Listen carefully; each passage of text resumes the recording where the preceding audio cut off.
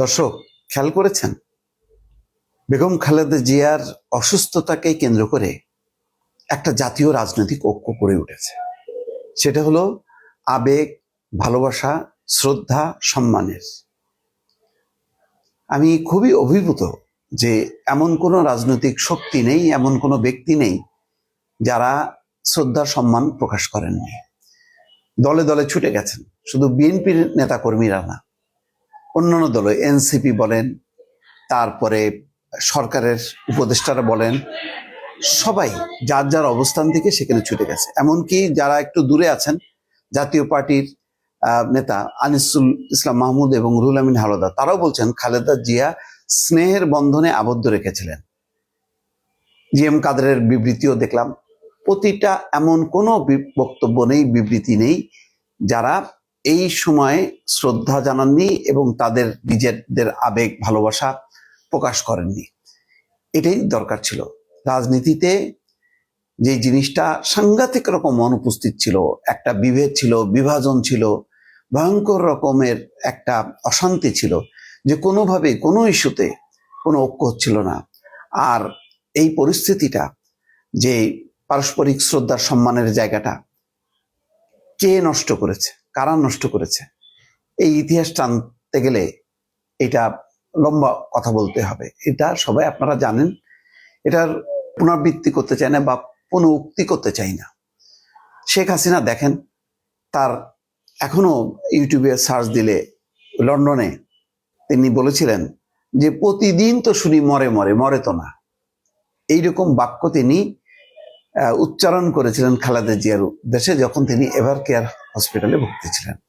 আচ্ছা বলেন, বেগম খালেদা জিয়া একজন নেত্রী, শেখ হাসিনা একজন নেত্রী, দুইজনই একসময় দেশের সর্বোচ্চ নেত্রী ছিলেন দুইজন।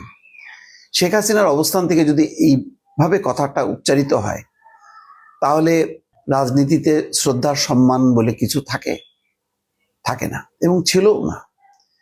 শুধু শেখ হাসিনা অনবরত শুধু ওই একটা উক্তির কথা আমার এখনো কানে বাজে, কখন আমি এটা ভুলবো না। আরো অসংখ্য উক্তি খালেদা জিয়া, জিয়াউর রহমান এবং তারেক রহমানকে নিয়ে বলেছে। অনেক সময় তার পাল্টা হিসেবে হয়তো এই পক্ষ থেকেও কিছু কিছু বলা হয়েছে, কিন্তু এটা সবচেয়ে পপুলার করছে শেখ হাসিনা নিজে, ভয়ঙ্কর রকম। এবং এটা বলার মধ্য দিয়ে রাজনীতিতে একটা বিদ্বেষ, রাজনীতিতে একটা বিভাজন, রাজনীতিতে একটা শত্রুতা, রাজনীতিতে আর ঐক্য যাতে না হয় সেটা মোটামুটি স্থাপন করে গেছেন শেখ হাসিনা। এবং এই কারণে তার আমলে দেখেন কোনো রাজনৈতিক শান্তি ছিল না। তার আমলে ছিল জবরদস্তি শাসন, তার আমলে ছিল একটা ফ্যাসিজম প্রতিষ্ঠার চেষ্টা, যেখানে শেখ হাসিনা, আওয়ামী লীগ এবং শেখ মুজিবের বাইরে অন্য কেউ নেই, সব বিলীন। এমনকি প্রয়াত নেতা তাজউদ্দিন আহমেদ সহ তারাও হচ্ছে আউট। জেনারেল ওসমানী বলে কোনো জিনিস বাংলাদেশে ছিল না।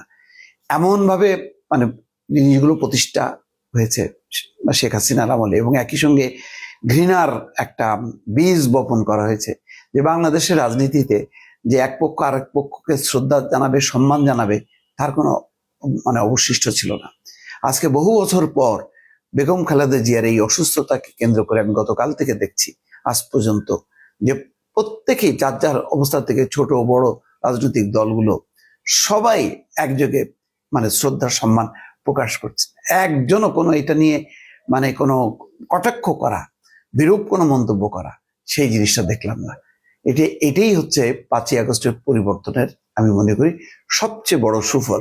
রাজনৈতিক মতপার্থক্য থাকবে, মতভেদ থাকবে, কিন্তু পারস্পরিক শ্রদ্ধার সম্মান কেন থাকবে না, এই জিনিসটা আমি কোনোভাবেই বুঝি না।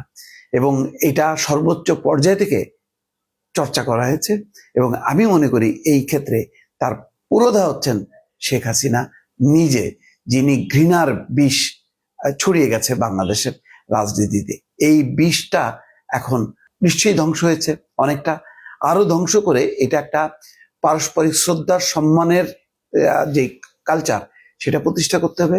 এবং রাজনীতিতে সম্মান, শ্রদ্ধা, সবাইকে কথা বলা, ভিন্ন মতকে শ্রদ্ধা করা, এই জিনিসগুলি যদি প্রতিষ্ঠা করা সম্ভব হয়, তাহলেই কিন্তু যেটা হবে যে আগামী গণতান্ত্রিক রাজনৈতিক চর্চা সম্ভব হবে।